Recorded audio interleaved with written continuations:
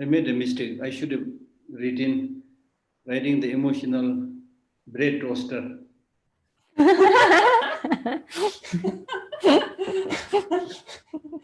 Very creative, Geshe. We need you on our PR team. Yes. Maybe next time we can consult Geshe for the titles.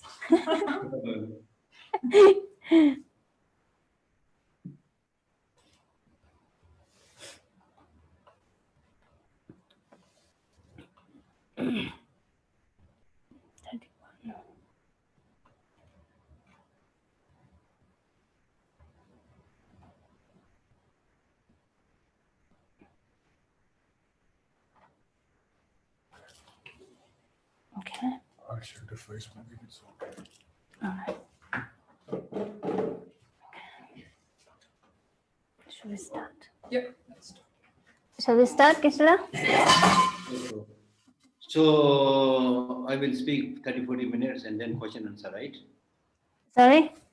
I speak for 30-40 minutes, then question answer, right? Yes, Geshe, as Geshe likes. Yeah. So, Geshe, 5 minutes. I have few things to say. Tushita and hello to everyone. Welcome to Tushita from afar. And thank you so much for all of you for joining us today for this very special teaching. And Geshe Lhakdor has been very kind and generous in sharing the Dharma with us. So thank you so much, Geshe, for this kind acceptance. And if I introduce Geshe a bit, so Geshe was the religious assistant and translator for His Holiness the Dalai Lama for about 16 years. And Geshe was appointed as the director of Tibetan Library and Library and Tibetan Works and Archives in 2005, and he is currently the director. And Geshe has been teaching Buddhist philosophy and related meditation for all over the world for so many years. And Tushita has been very lucky to have Geshe teaching for last several years. So thank you so much, Geshe, for the kind acceptance. And everyone, please welcome me to join me to welcome Geshe. And so before we start, so those of you who are joining us from Zoom, you have the opportunity to ask the questions directly. But for now, until we get to the question answer session, your microphones are muted. So it will remain like that until we get to the question answer session.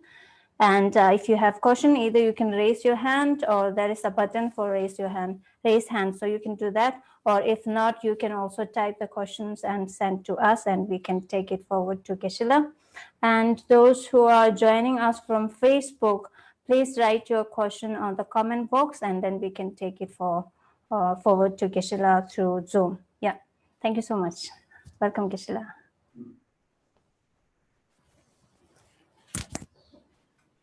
Thank you for this brief introduction. And I would like to greet everybody listening to this talk. It is my great pleasure to imagine that many of you are listening because I can't see your face. So it's a good opportunity for visualization.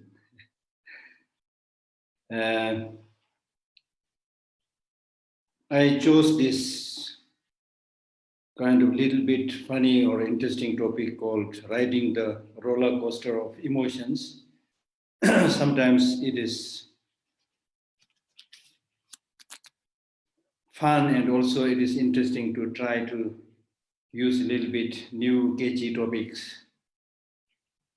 The content may be more or less same, but sometimes topics need to be a little bit attractive. So I use this word, riding the roller coaster of emotions. And this topic for me is also interesting in the sense because these emotional upheavals that keeps on upsurging in us all the time is really like riding a roller coaster or like skating, you know. I remember somebody saying that when you do the skating, then sometimes you go where you want to go, but sometimes that machine will take you where it wants to take, not where you want to go. So similar is the case with the roller coaster. When you ride the roller coaster, sometimes you may be able to go where you want to go, especially if you're trained.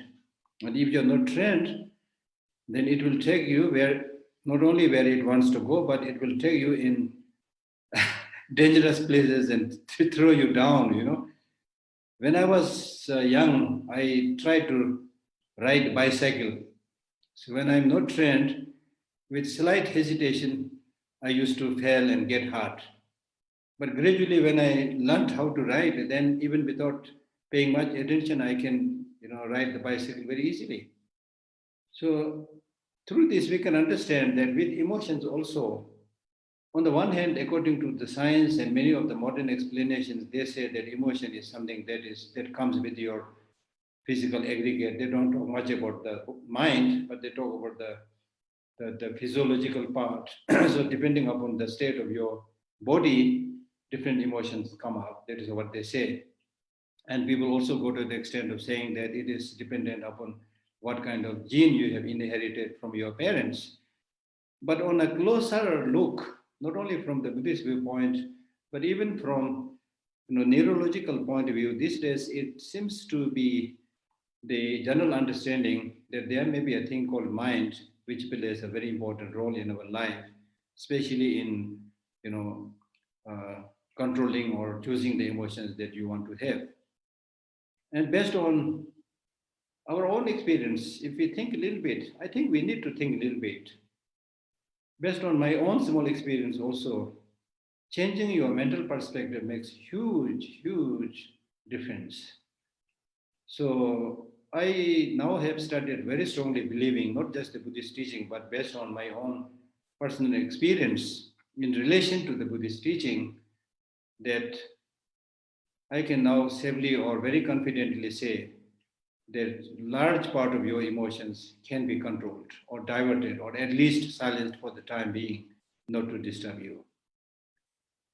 So here, right in the beginning, what we really need to do is few things, and that's what I do in all my talks. So whatever kind of work you are doing, or whatever kind of teaching you are receiving or listening, whatever, you know, normal human activities that you are doing, I try to urge people that you should always remember one thing. That is that we want happiness, do not want suffering. That is very, very crucial for me. You must remember this. And not only that, you should remember that I not only want happiness, but I want long-lasting happiness. This we must always remember as the most important thing. And make a conclusive, conviction or decision on that. I want long-lasting happiness. I want long-lasting peace. Repeat this as a mantra. I want long-lasting peace. Remember this. Deep down, you have this wish, but very seldom the way we live our life doesn't look like we want not only happiness, but looks like we don't want long-lasting happiness. So we need to remind ourselves, number one, I want long-lasting happiness. And with this kind of conclusion, then the next thing you need to do is, if you want long-lasting things, from where do you think you are going to get that long-lasting happiness? At least primarily, from where do you think you are going to get that long-lasting happiness? So it's not enough to say that I want long-lasting happiness. The long-lasting happiness has to come from some source. So here in this context, we need to know that when we talk about having happiness and not having suffering, we are talking about physical happiness and suffering, mental happiness and suffering. Out of these two, the one which is primary and is more important is the mental happiness and mental suffering, not the physical happiness and physical suffering.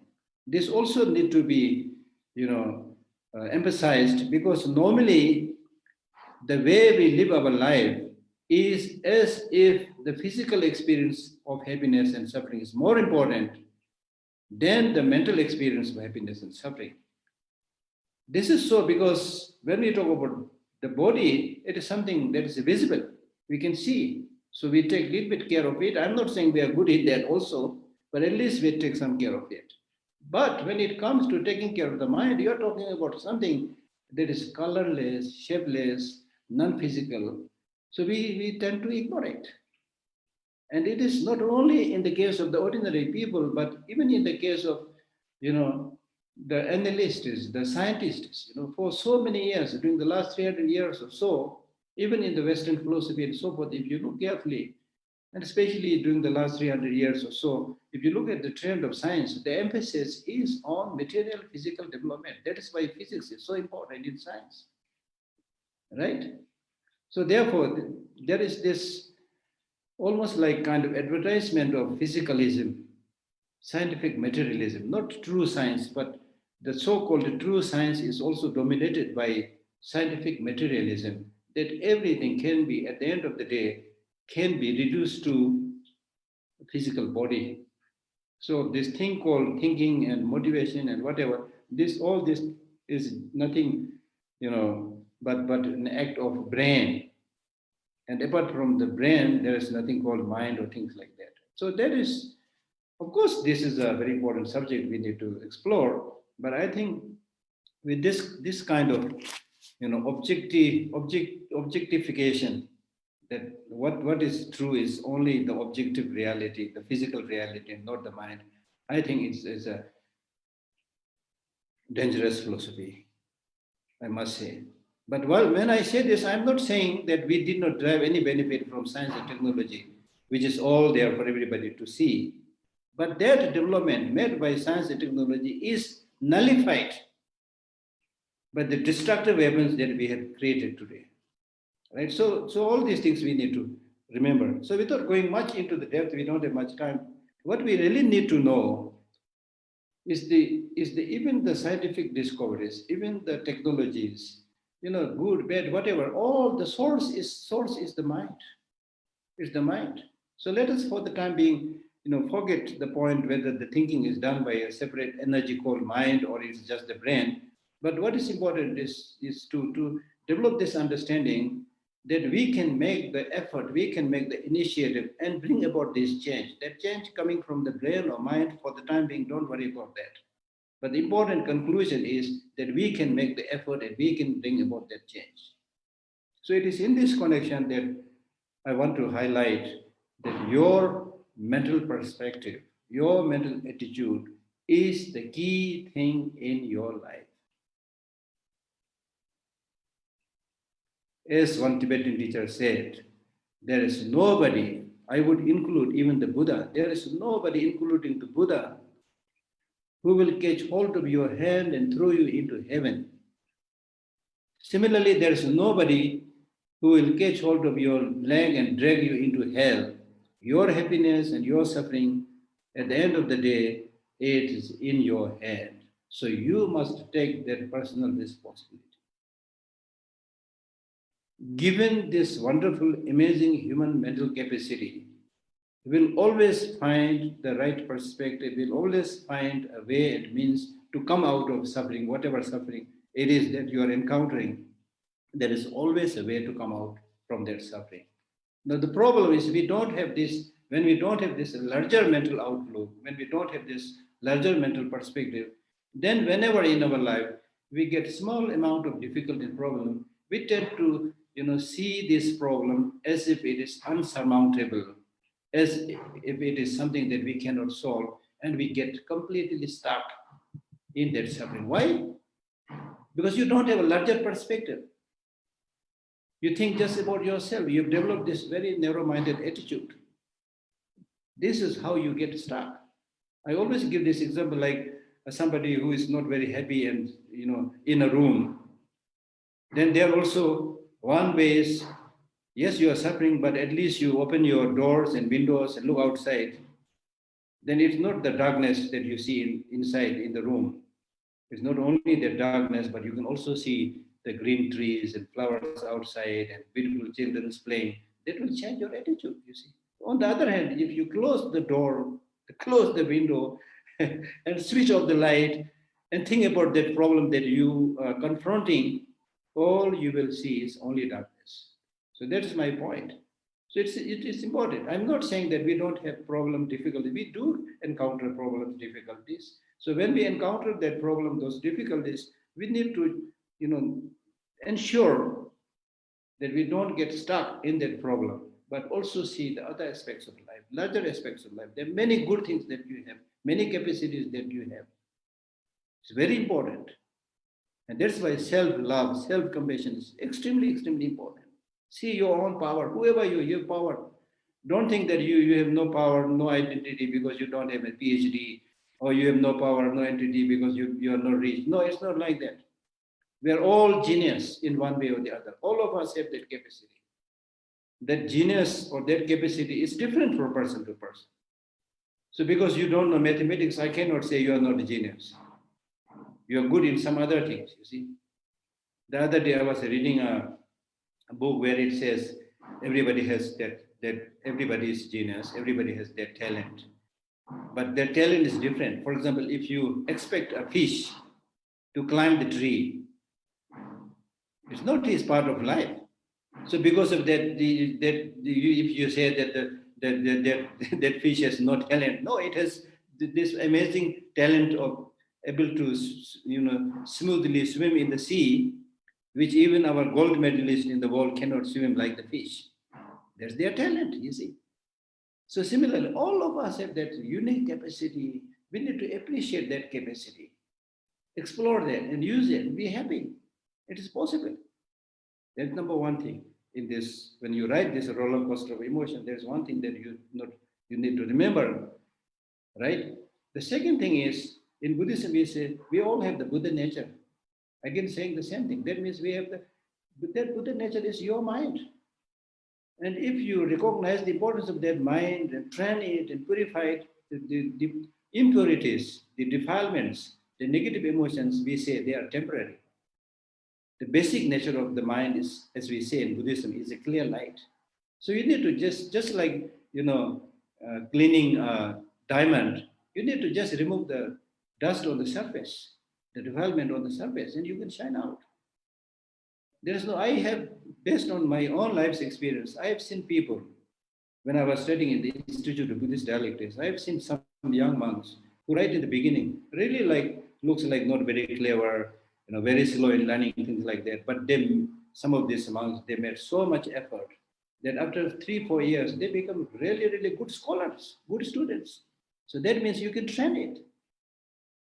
The important thing is you should never, never discourage yourself. You should never let other people judge you who you are. Okay, you are not a puppet. Okay, you are not a puppet. You are thinking, living, clever human being. You are not a puppet. So do not let other people pull the string and dance according to their according to their tune. You see, right? Use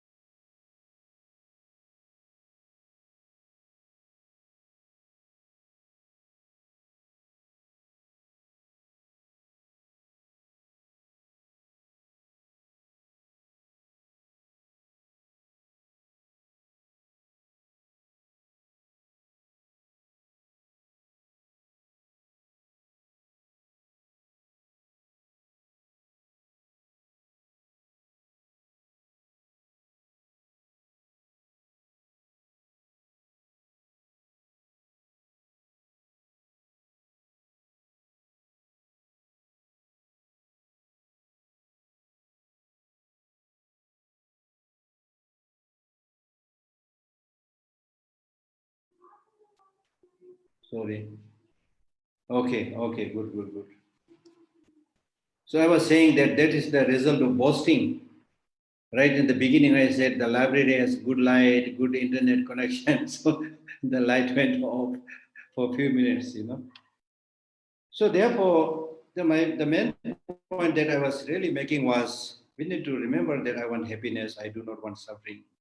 I want physical happiness, not suffering. I want mental happiness, not suffering. Now here, one thing that is important is make a distinction between happiness and pleasure. His Holiness the Dalai Lama very often makes this distinction between happiness and pleasure. Pleasure is more related to physical experience, right? And happiness is more related to mental satisfaction. Making a distinction between these two is extremely important because if you look carefully, many of us are deprived of happiness because we are just running after pleasures. Today, the whole world is running. Everybody says, I'm busy. To see anybody, you need to make an appointment, right? Everybody busy, and nobody knows why one is busy. I've been telling people that it is not important to be busy. What is important is what are you busy about? What are you busy about? Not important, you're busy, right? Anyway, we are all busy. So if you ask this question, why everybody is so busy? The answer will be everybody is running for money, material facilities. So we are basically running after the sensual objects of the 5 or 6 senses. And we are so busy running after these 5, 6 sensual objects that we don't leave any opportunity for the mind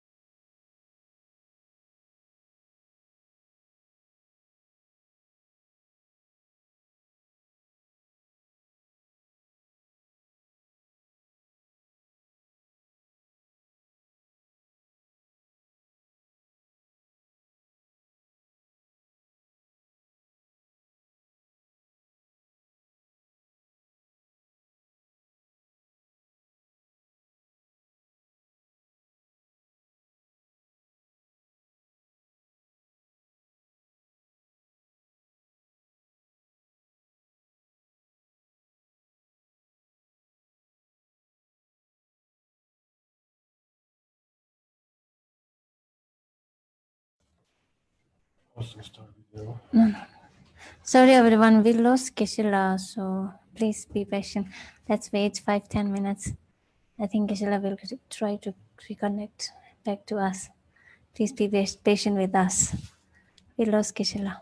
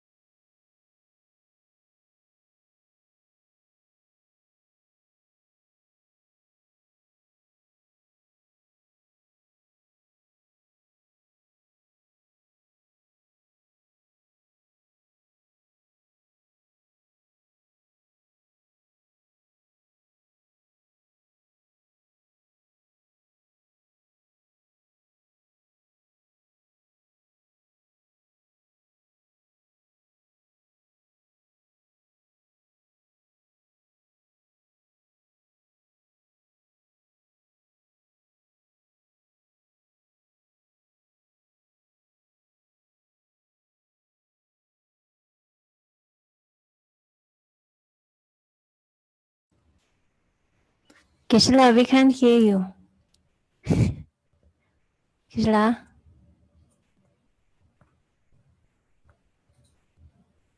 He's still connecting.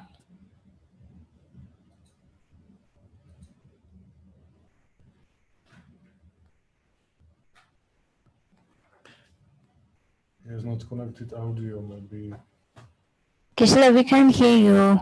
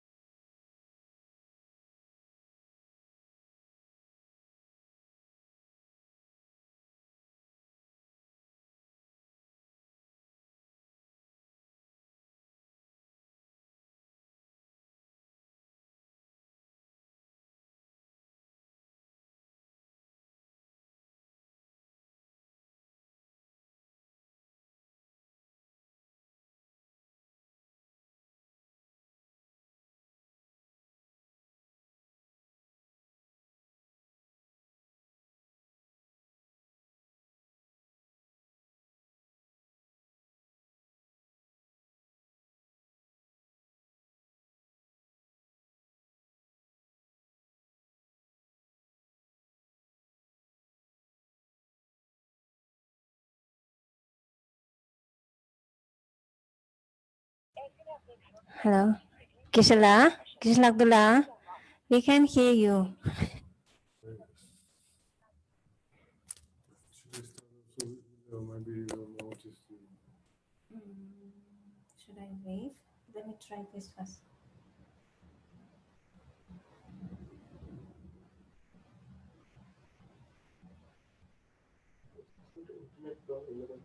No, Geshe-la, it's not. No audio. It's not from our side. It's busy now. We didn't switch off his phone.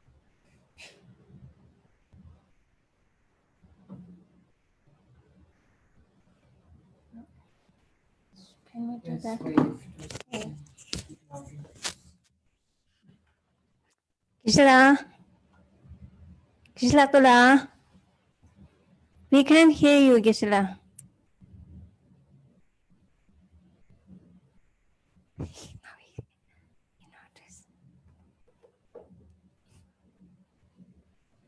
Purchase. Okay, now we are hearing. Geshe-la, all I've this been time. speaking. So I'm not a technocrat. So somebody came and said it's okay. So I thought it's okay. So never make friendship with okay. Okay.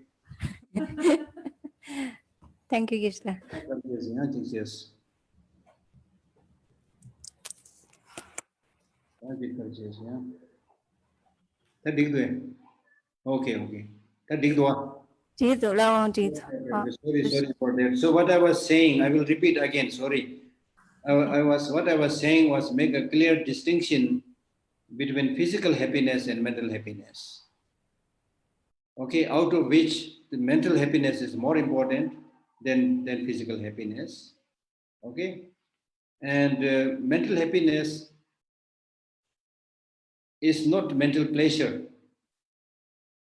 Ordinarily, we run after sensual objects, mostly after material pursuits, but we don't take much care about our mind. So in order to get real long-lasting happiness, we need to take care of our mind, which means changing your mental perspective. Now, changing your mental perspective does not just mean that you should be a Buddhist practitioner, but it means that you should develop or change your mental perspective in accordance with the reality, the way things are. Much of the suffering that we encounter in our life is because our mental outlook, our mental perspective is not in accordance with the reality. And it is because of this in Buddhism, there's so much talk about conforming your mind or mental perspective to the reality of impermanence, to the reality of suffering, to the reality of emptiness, and so forth. And these topics like impermanence, suffering, emptiness, these are not invented by the Buddha.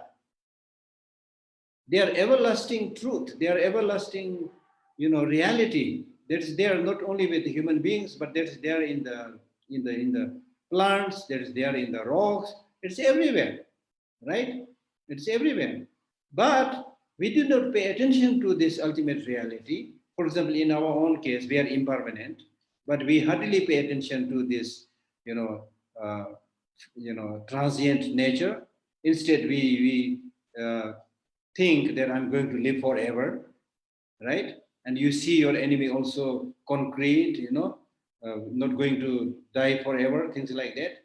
So it is because of this strong grasping to permanence that whenever you face some change, some problem in your life, you get frightened, you get shattered, because that is not how you think.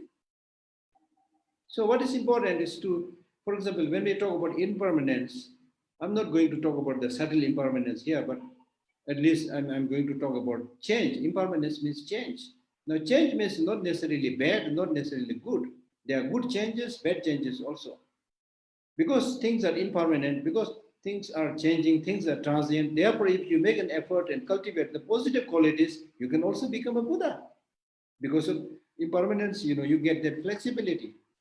Contrarily, if you cultivate the causes and conditions for negative experiences and cultivate negative emotions, then the result will be awful. The result will be suffering. The result will be problems. So therefore, we need to then also change or impermanence, something that's bound to come. Every minute, every second we are changing. Now, according to science, they say that this change is so much there in our body that in the span of 7 years, your body completely undergoes complete change. And it is because of there is a story about somebody, a criminal, who was caught and imprisoned, and he remained in the prison for 7 years. And after that, because he had heard about this scientific statement, after 7 years, he said, now I'm not that person who made that criminal activity. That person is gone. 7 years already gone. Now I'm a different person. Please let me go out of the prison. so something like that. So what I'm trying to say is, really, we need to be very careful. When you see that everything is in a flux and our whole system of the body and mind, everything is changing, then seize the opportunity to this basic nature of change for positive change. And that you can do. The way you eat, the way you do your exercise, the way you talk to your people, the way you develop emotions within yourself, all these are under your control, provided if you make that determination, make some effort. Of course, you have to make an effort. Nothing will come unless you make some effort. Effort you have to make. Once you see the great many benefits of these positive emotions like loving kindness and compassion, then of course you will see that it's worthwhile to make that effort. And you will be able to see that benefit. We can take the example of people like His Holiness Dalai Lama or Martin Luther King or Nelson Mandela. I few days back I read this very short story with regarding this Nelson Mandela when he became the president of South Africa.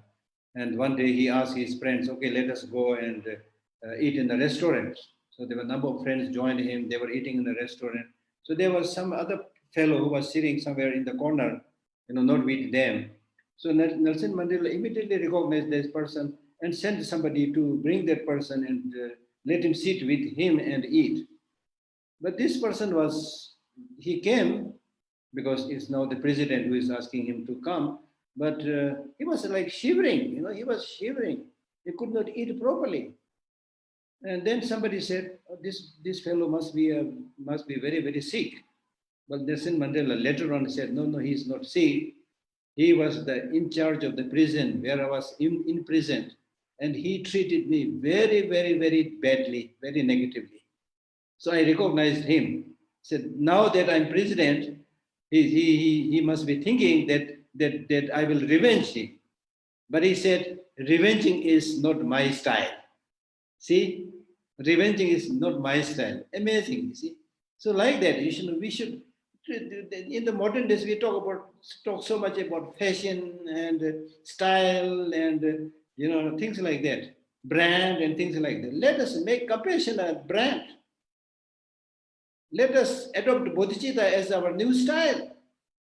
So let us use all these, beautiful names that we use in the,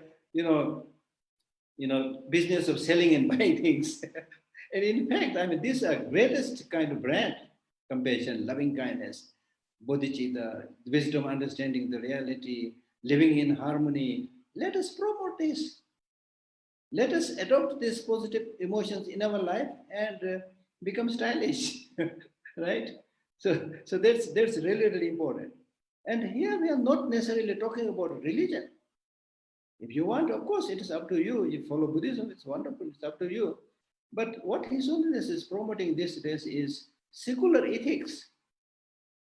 Secular ethics, meaning that, yes, there are great many things that you can get from religion, but religion is not practiced by everybody. It's not applicable to everybody. There are many who doesn't believe in religion because of many bad things happened in the name of religion. And there are many people who are anti-religion, who are against religion. But that all these people, believer, non-believer, even those who are against religion, we all need loving kindness. We all need harmonious society. So these basic spiritual qualities like loving kindness, compassion, wisdom, understanding the way things are. I'm not using the word emptiness now. Wisdom, understanding the way things are. These are important for everybody. And especially like if you want that long-lasting happiness, I'm not talking about right now, removing the negative image and things like that is well understood. But even in our ordinary, community and society, if we want happiness, we need to live harmoniously.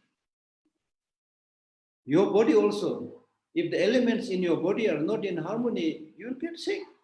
Even in the case of a tree, the ingredients, the parts in the tree, if they are not harmonious, the tree will fall and decay. This is the law of nature. So whether it's a community or society or nation or international, if there is no harmony, there will be turmoil. There will be problems, just as we are seeing right now because of the pandemic, number one. Number two, because of many stupid leaders who are taking, advantage of this unfortunate misfortune of people.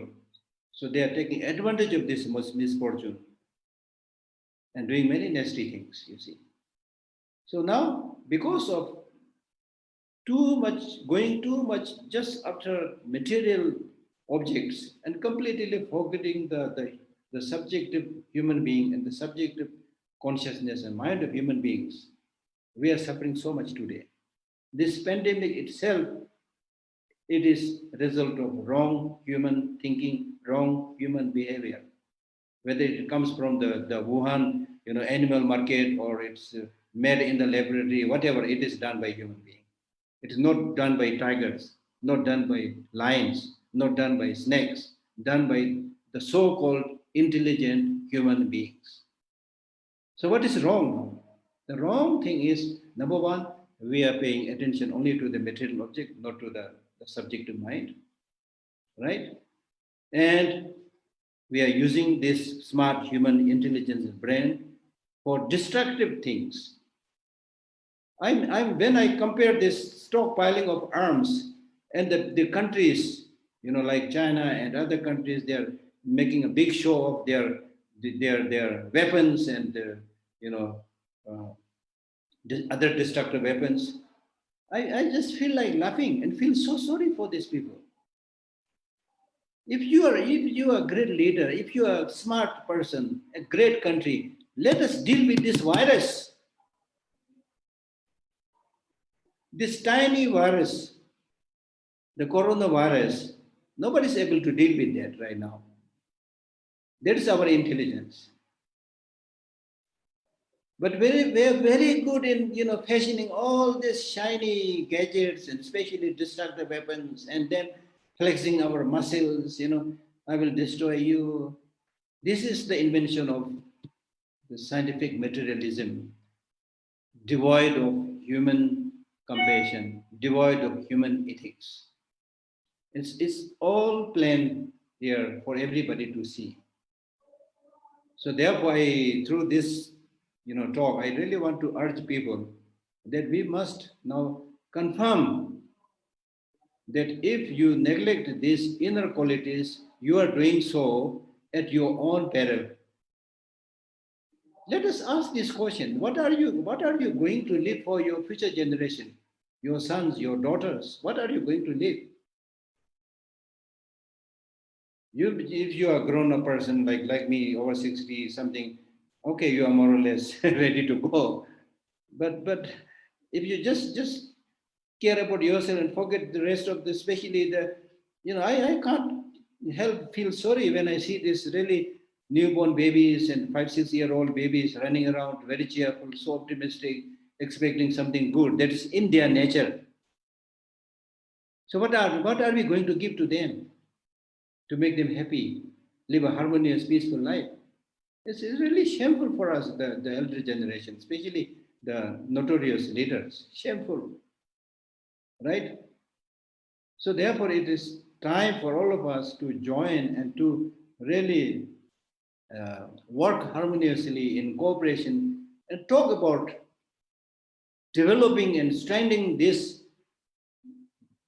positive emotions, loving kindness, compassion, brotherhood, sisterhood. It's very, very reasonable to develop this. Not only reasonable, but this development of these positive qualities are not a luxury. They are not choice, but necessity. Without them, I can watch that without these positive qualities, we'll all suffer, not only suffer, we'll all suffer horribly and terribly. It's absolutely clear. That's why right in the beginning, I started my talk by saying that you should make it very clear that you want a long-lasting happiness. Everybody wants long-lasting happiness. And if that is the case, now please take time and think carefully from where those long-lasting happiness will come from. Just material accumulation or being kind. Now it is not only Buddhism, but many, philosophers, thinkers, and scientific, findings, they are all saying that kindness, compassion, love, they're extremely, extremely good. Recently, I watched a short documentary made by a young Tibetan who during this pandemic made it a point to follow some of His Holiness the Dalai Lama's teachings, not just talking, but to practice it. He lives in Delhi and he tried to help many, many poor people there, number of poor people there. And having helped them and brought smile on their face, he said, now I clearly understood the advantages of altruism and the drawbacks and disadvantages of self-cherishing attitude. He said, I can confirm that you get so much happiness and satisfaction and peace when you genuinely help poor people, needy people. Right? So if you don't practice, how will you know? It's in the human nature. When somebody is suffering and you lend a helping hand, when you see that person smiling, and it's amazing. It's really amazing. This is called human life. This is called proper human life. Whether you are going to go to heaven one day or not, that's a long-term thing, which is difficult to see. But we can get a glimpse of that heaven or nirvana right now by genuinely living in harmony with others, harmony with the environment, harmony with people, and smiling. All this, when you develop all these good qualities inside you, depression, loneliness, all this will go away. I live alone. I don't suffer from loneliness. So it's not the physical distancing or remaining alone, but it is the mental distancing when you don't care about other people. Now in big cities, in one big city, there may be like millions of people living, But still, there are a number of people who are suffering from loneliness, suffering from depression. So all this clearly show that unless you develop this caring attitude, unless you develop kindness, compassion, things like that, we are going to suffer terribly. So what is the needed, the rare commodity that is not available in the market, but which you can cultivate without paying anything, is these positive qualities, compassion, loving kindness, and so forth. And if you genuinely develop this, your life will be, doesn't matter how long you live. The important thing is, so long as you live, every day you will be filled with peace, you will be filled with happiness. And because of your radiation of that happiness and peace, people surrounding you, living around you, they will also get that vibration. They will also be happy. That is called life. That's called life. And if you are unable to live that life of, benefiting others, altruism, there's nothing amazing. Even if you are like, if you have houses and houses of money, what are you going to do with this piece of paper? Are you going to eat them or what? And just for the sake of name, you do all these stupid, destructive things. And it is because of this, having no care, no love, then the amount of destruction that we are doing to the environment is also unthinkable now. And gradually, I'm afraid, I'm really scared that we'll reach a stage where the environment will be in an irreparable situation. And then that will be much more destructive than the virus, the pandemic that we are experiencing today. At least for the pandemic, we are trying to find a vaccine, or at least there are some, use the plasma or some kind of medicine. Many people get recovered, right? But imagine, because of your carelessness, because of your greed, there is, as Mahatma Gandhi said, there is enough for everybody's need, but not enough for everybody's greed. And it is greed. I want. That we are today destroying the whole planet. So we need to be very careful. It is your responsibility to think about the future younger generation. If you are able to die by living something positive for this younger generation, then your visit on this planet is meaningful. Otherwise, it's wastage, you see, right? So therefore, I think I already spent a lot of time because of the interruption from the light and so forth. But I basically said what I wanted to say, right? So to conclude, what I'm saying is, strengthen the positive emotions. Meditate on that. Make it part of your life. Reduce. Negative emotions will not go away at one go. Reduce. The more and more you see the disadvantages of anger. For example, anger is another negative emotion. Somebody very, correctly said, if you get angry and want other people to get hurt, then this is like you're eating poison and expecting other people die. Right? If you eat poison, who will die? You will die, not that other person. So similarly, if you develop anger, jealousy, hatred, you will be the first victim. So at least even if you don't care about others, you must care about yourself, and don't, these destructive negative emotions are extremely, extremely, destructive. They are the real enemy, not the external enemy of human beings. External enemies, however destructive they are coming from outside. You can run away from them. You can plead them. Okay, you can follow whatever they say. They might spare your life. But these negative emotions, they are inside you. They are much more, for long duration, they are much more destructive than the COVID-19 virus, which we call it pandemic. These negative emotions are the real pandemic. I can't count how many people have been died because of negative emotions, because of hatred. How many people are killed through hatred, through jealousy, through segregation, racial discrimination. How many? Millions during the world wars. Because of, they are not killed by the weapons themselves. Weapons are thrown by human beings. Human beings throw these destructive weapons because of destructive emotions within ourselves. So I want to urge everybody, let us become real human being. Meaning that you use your wonderful intelligence in the right direction for constructive purposes, not for destructive purposes.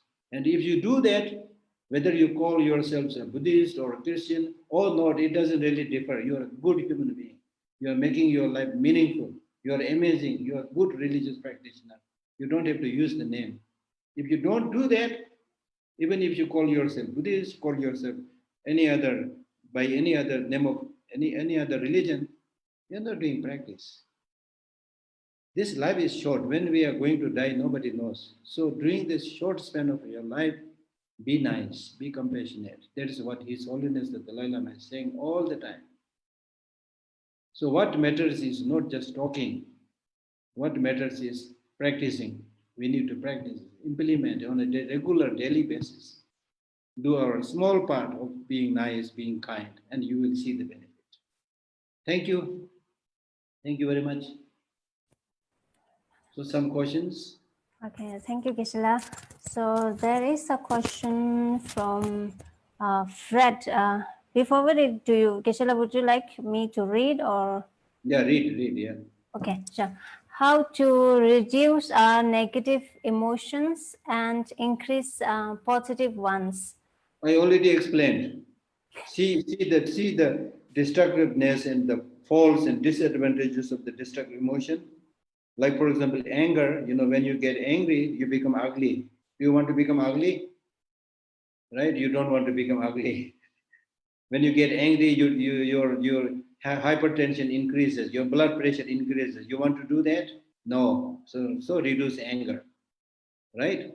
And when you develop compassion, there will be a smile on your face. You want smile on your face? Yes. Therefore, develop compassion. You want many more friends? Yes. Then you develop compassion. You will get many more friends. It's clear. It's very clear. So by seeing the advantages and disadvantages, you should practice it. Okay. Geshe-la, then we have Sonali who has the question. So Sonali, we will unmute you. Sonali, please ask the question. I have a question that sometimes when we deal with loving kindness with someone in our environment, but what if that person, starts taking us for granted or undue advantage of that loving kindness? Yes. So where do you draw the border? And even drawing the border is hurting for us sometimes.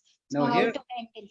yeah. So here, what is important is in Buddhism we talk about the need to developing both the head and the heart, not just compassion and loving kindness, but also wisdom, understanding the reality. Okay, so that means like you use your brain when to help, when not to help. Helping does not mean that you go everywhere when people are not like expecting or accepting, still you force yourself. It's not like that. You should know when to say yes, when to say no. And also, it's very important. This question is important because many people think compassion is almost like, sign of weakness. That when you do that, people take advantage of you. But you need to understand the real compassion must be developed based on understanding the reality, right? And once you are able to see the reality, then as I said, you will be able to, make decision properly so that you don't become a victim of other people taking advantage of you. But that's why right in the beginning I said you should love yourself, you should take care of yourself. Just as you need to take care of others, you need to take care of yourself. So therefore, compassion must be seen as a sign of strength. With knowledge, with wisdom, when people are trying to take advantage of you, you have every right uh, to reject and to react against it. That's why in Buddhism it is said, hate the sin and not the sinner. I think it is said in other religions also. In Buddhism, very clearly said, hate the sin and not the sinner. Give the person opportunity to become better, but his wrongdoing must be challenged. Don't just let that person take advantage of you sitting there saying that I'm practicing loving kindness and compassion and so forth. So therefore, you have every right to be strong and to say no and to defend yourself when people try to take advantage of you. Okay? We have, okay. Thank you, Geshe. Then we have second question from Roni. Roni, can you ask your question, please? You are unmuted. Yes. Hello, Geshe. I have a question. You said a little bit earlier, you said you asked the question, what are we going to leave to the next generation? Exactly.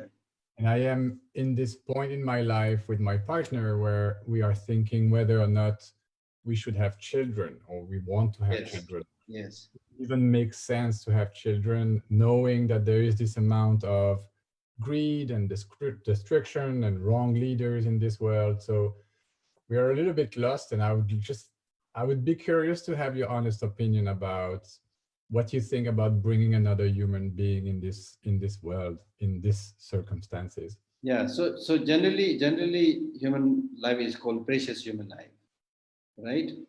But not necessarily everybody's life precious human life, because if you use your human intelligence in a wrong, destructive way, then probably that is not precious human life. That is destructive human life, right? So if you bring another human being to whom you give that education of using the brain for compassion, for love, for helping others, we need such kind of human being. So that is fine, right? And of course, then generally, whether you can have child or not is your decision. I can't say anything on that. But I'm in general terms, I'm saying that whether it is your children or it is some other children, for every younger generation, we really need to make a concerted effort to give them proper perspective in our life, to be a holistic human being with love, with compassion, with knowledge, with wisdom and things like that. That is extremely important. And that kind of human beings we need not only for the goodness of everybody, but that person himself or herself should be able to lead a happy life. That's our goal, right? So whoever is there in today's world, they should be able to live a happy, life. And unfortunately, people, because of ignorance, because of short-sightedness, people forget. They just run for short-term benefit and forget the long-term benefit. Then in the end, everybody suffers. So that's the problem. So we need proper kind of upbringing with proper education. Yeah. Okay. Okay, Geshe. Then we have a question from someone who is watching from Facebook. Someone called Angchuk Basu. He's asking, what is use of reciting mantras? It's almost like asking what is use of talking. What is use of talking? Now, when we do talking, when we chat and talk to other people, we can do it positively or we can do it negatively also. Not all talkings are good, but many talkings, if it is constructive, compassionate, it's good.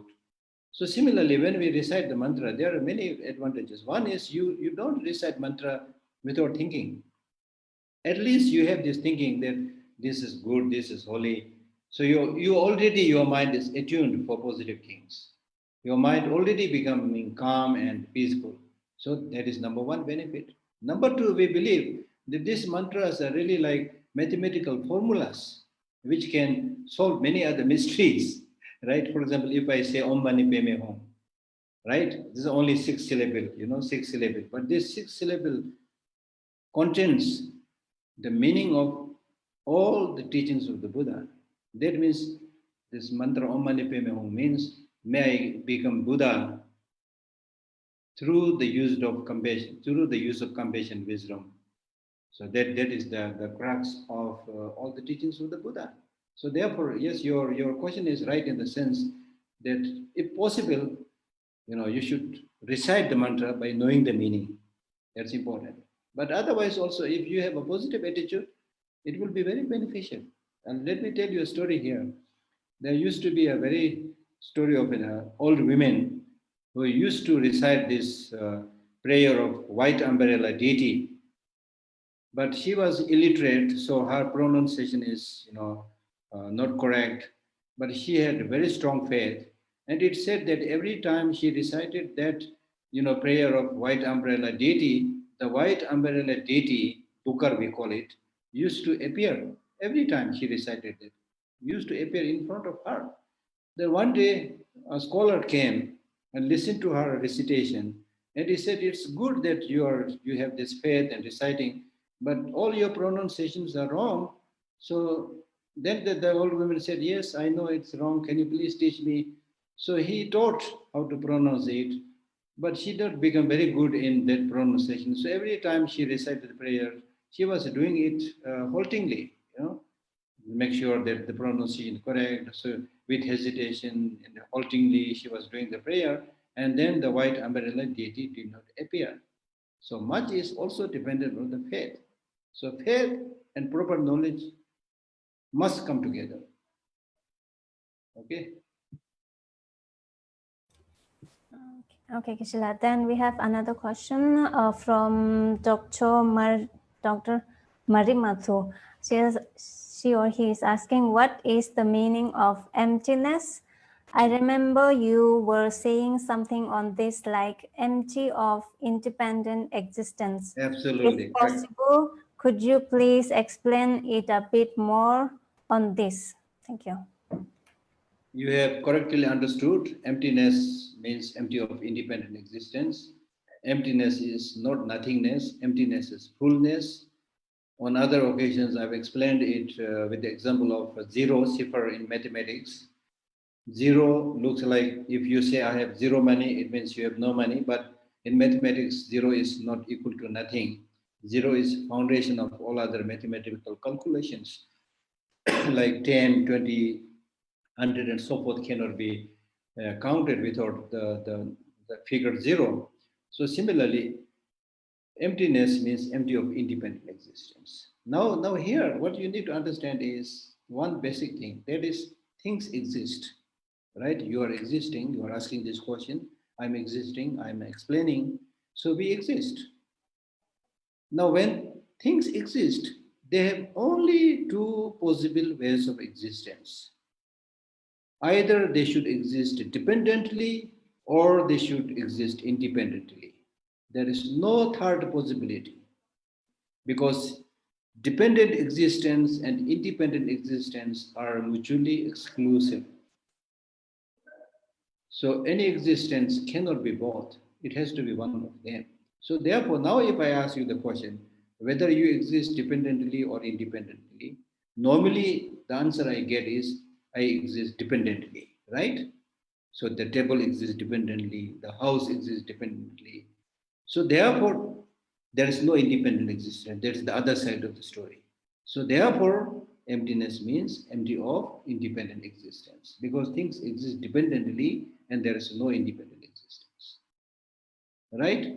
Now, advantage of this mode of existence, this mode of existence of things dependent on each other or dependent existence is, when things are dependent on many causes and conditions, then things can be brought about. If you cultivate the causes and conditions of loving kindness, you can cultivate loving kindness. If you cultivate the causes and conditions for wisdom, you can cultivate wisdom. So it is because of this interdependent origination, things become feasible. Okay? So that's the meaning.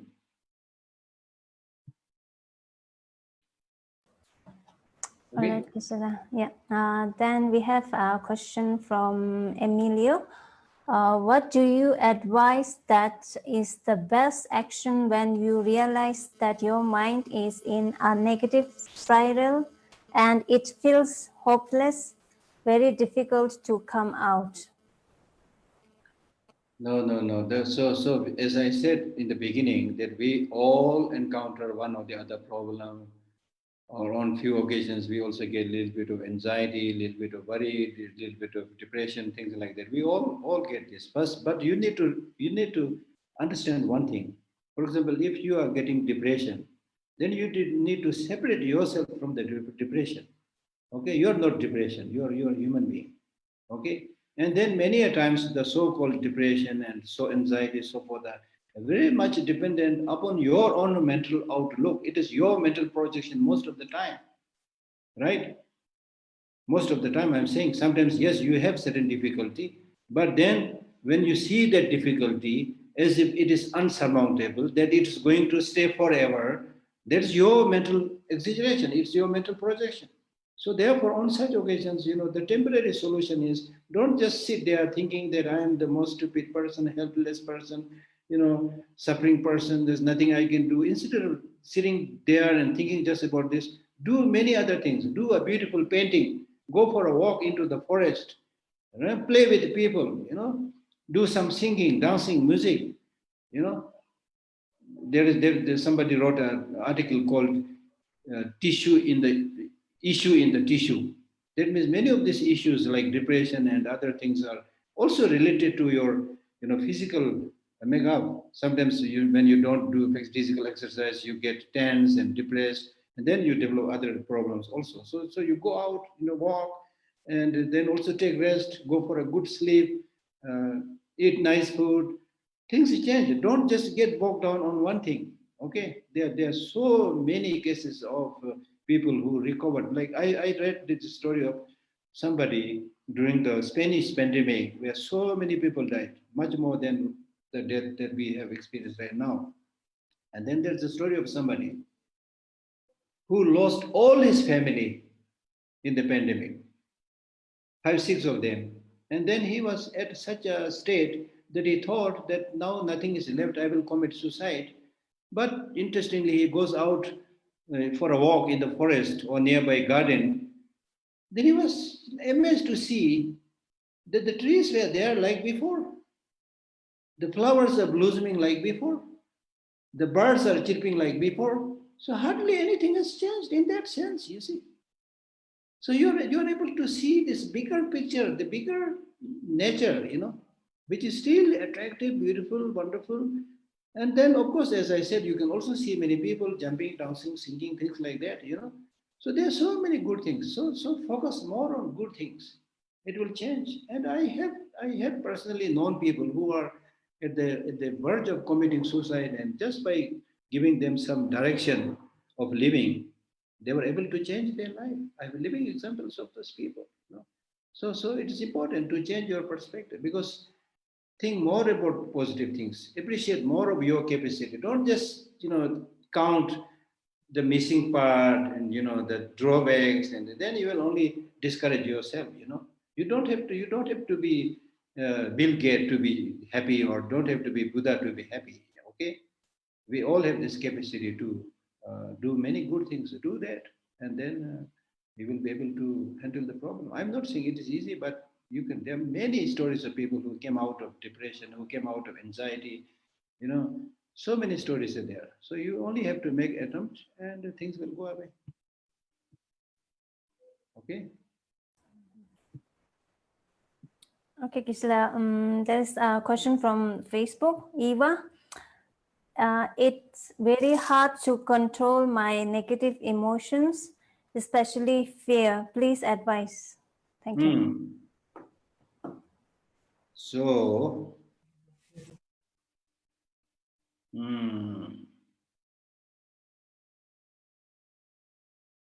so sometimes, when you find very difficult to control, don't try to control. Don't try to control. Just live your normal life. Because if you try to control, you will not be able to control it. What you need to do is not controlling, but what you need to do is choosing. Choose the good part, the good compassionate or other positive qualities, and reduce or lessen the negative emotion. It's not just sitting there and thinking, I will control anger. No, it's not like that. When you encounter situations where you're able to get angry, then don't get angry. Try not to get angry. Things like that in different situations. That is called changing or controlling even. That's the better way of controlling. Not just sitting and thinking that, oh, I have all these negative emotions, I'm not able to control, I will control them. No, it will not become like that. Right? Because again, the mind has a very rebellious nature. The more you say, I want to do it, the mind will say, no, I don't want to do it sometimes. I'll tell you a story about a great Indian scholar who himself was a good scholar, but he wanted to do proper meditation. Then the story says that he wanted to learn that meditation from a very famous Tibetan meditation master. So he asked many people who is the greatest master, and then finally he found the name of that Tibetan meditation master. So he goes and meets that person and asks him to teach meditation. And then the Tibetan master said, no, it is very, very, very easy, nothing much to teach. And so they did some exchange. He didn't teach much. Then at the end he said, there's nothing to teach. There's only one thing you have to do. And that is, you go home, you go back, and the only one thing that you need to do is don't think about monkey. Then this, Indian scholar, he said, this is a very strange teaching. I'm such a great scholar. Why should I think about monkey? Then anyway, because this is what the master taught him, so he lives to his home. And once back in his home, the only thing that kept on coming in his mind was monkey. So that is called monkey mind. So sometimes it happens. So sometimes it is better to ignore certain things also.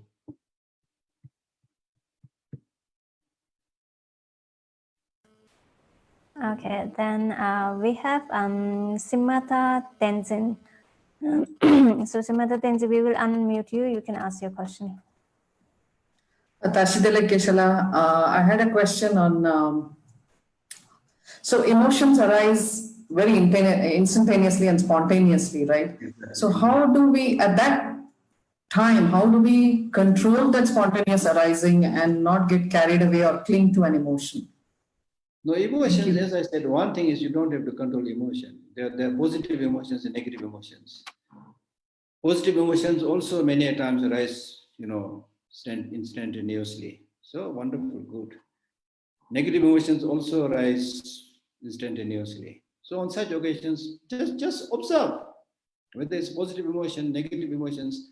There's this thing called emotional awareness and emotional intelligence. And then, cognitive reappraisal, cognitive appraisal.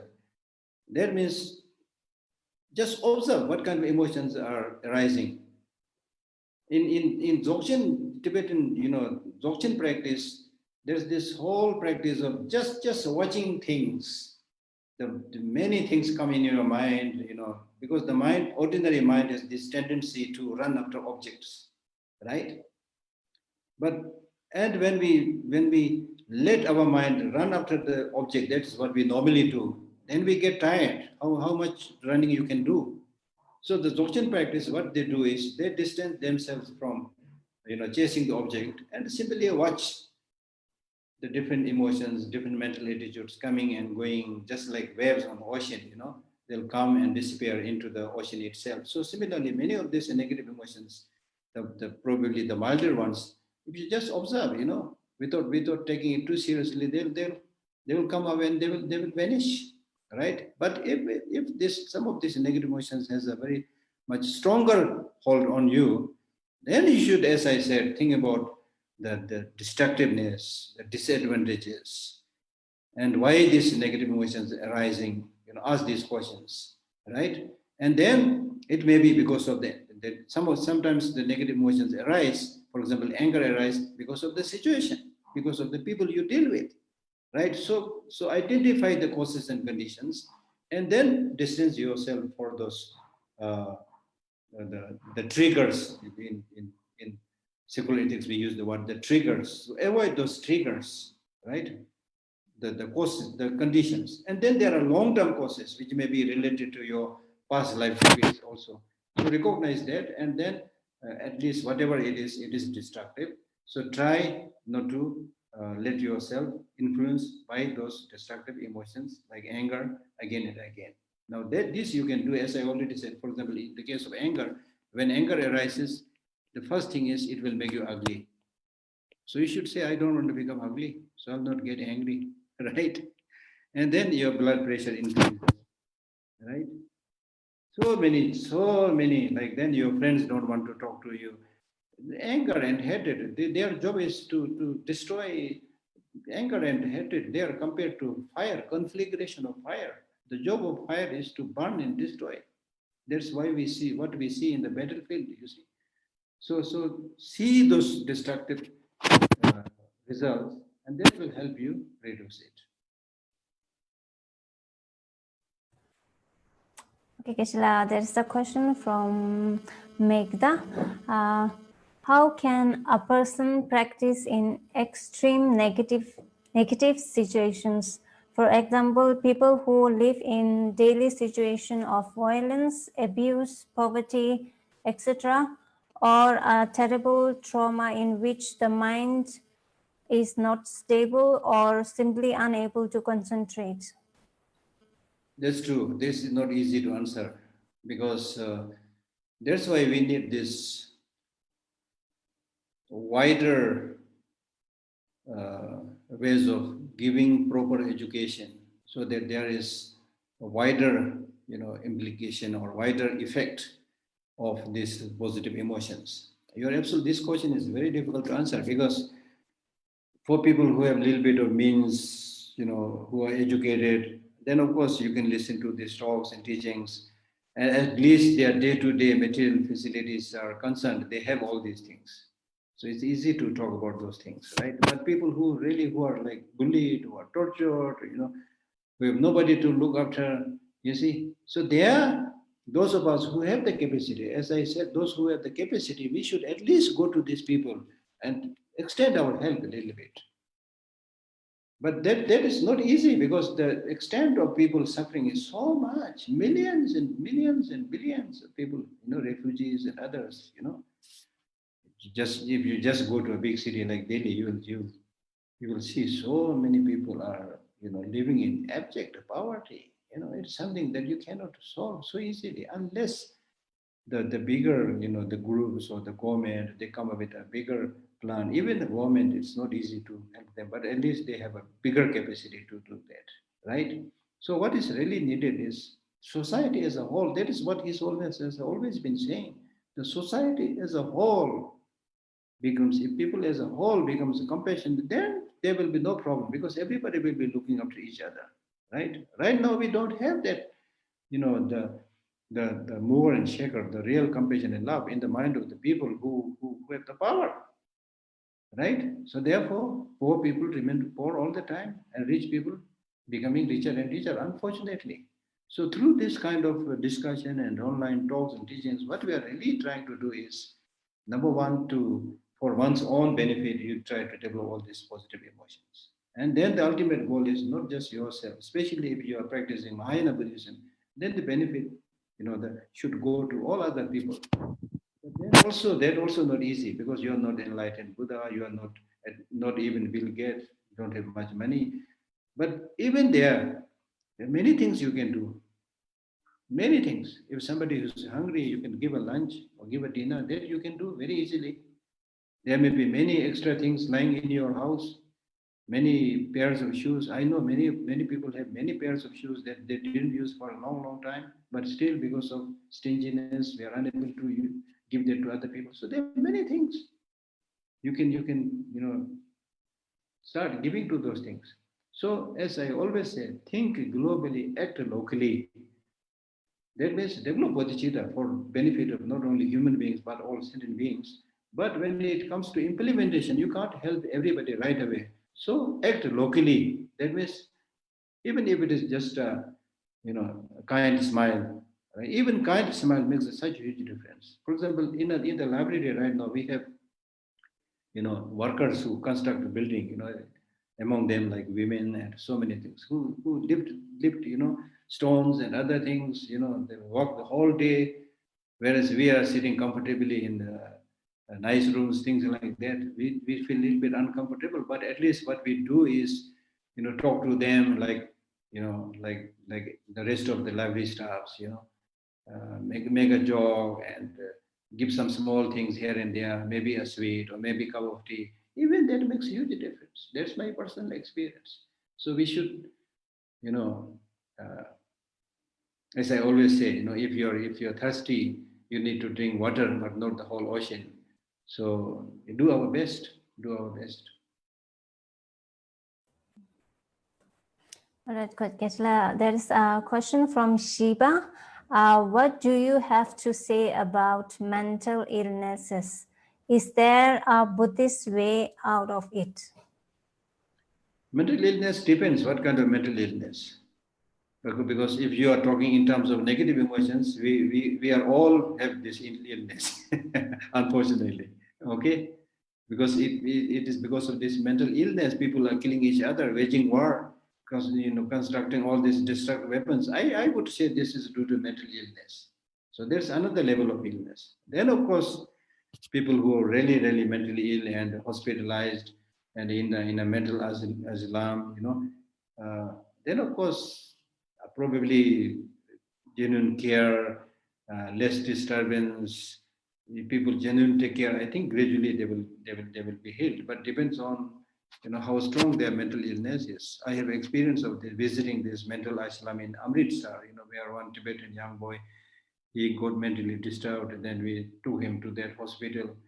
So then, depending upon the level of that mental illness, there are many medical treatments. One mental treatment they give us, giving the electric shock, so that also helps, in a few days you get healed. So it depends. There are so many different things. And then there are many who have been like mentally ill for so many years and very, very difficult to heal. But I think if we are able to create an atmosphere of love, of compassion, of care, I think things will change. Plus, needed medical treatment. All right, thank you, Geshe. I think this is the last question for today. It's a question from Prathanaya. He has two questions. I think the second one is the follow-up, I think. I understand all the theory part intellectually, but it's difficult to put into practice. And the second question is, how can I be consistent? So the more you're able to, practice is not easy. You're absolutely right. Even I'm talking, practice is, I know practice is not easy. Very, very often, very easily we slip into many things and unable to practice. But that doesn't mean that your understanding and knowledge is of no benefit. It's knowledge, it's understanding that will, on and off ask you to do this practice, that practice. So that really helps you. But what you need is more determination. Start doing some implementation and practice. Start doing that. Make a commitment. Just like with money we make budget. So similarly, make a spiritual budget. That in this day I will do this practice, that practice. This month I'll do this practice, that practice. So that practice doesn't mean that you just read scriptures and do meditation. That is also a practice. But during the after session practices, meditative session and post meditative session. So during the post meditative session, which is the larger chunk of our life. So during that, when you meet people, be nice, smile, and talk nicely, politely, and make sure that in a day, make a counting that how many people, you benefited, things like that. Then you feel very happy, and that will encourage you to do more and more practice. Okay, yeah. Lasso. Right, that's all. I think that's kind of it. Just give me a second. Maybe I'll show my face. All right. Thank you so much, Geshe. Thank you. Thank you. And please, everyone, join me to thank Geshe and thank you. If you can pass this khadak through the internet, then I will come. Yes, sure, Geshe. We will try our best. I hope it will reach. Okay. Okay. Thank you so much, everyone, for joining us. And after this at 5 o'clock, we have a review session for His Holiness teaching. Zoom link will not be the same, but it's there on our website and also on Facebook page. Please find that out. And we start at 5 in half an hour. And just last Sunday, we launched a series of courses for the rest of the year. So please find out more details on our website, www.tushita.info. And there are so many exciting courses coming up. I hope all of you will join, and it's and also I would like to request and encourage you all to help us to spread the word around. In one way, it's like to make spread the Dharma as far as possible, and the second way it also helps Tushita to survive the ongoing lockdown and the pandemic. Yeah, thank you so much for everyone joining today, and Geshe, thank you so much for the great teaching. Bye. Take care. Take care. Thank you, everyone. Bye-bye. Bye.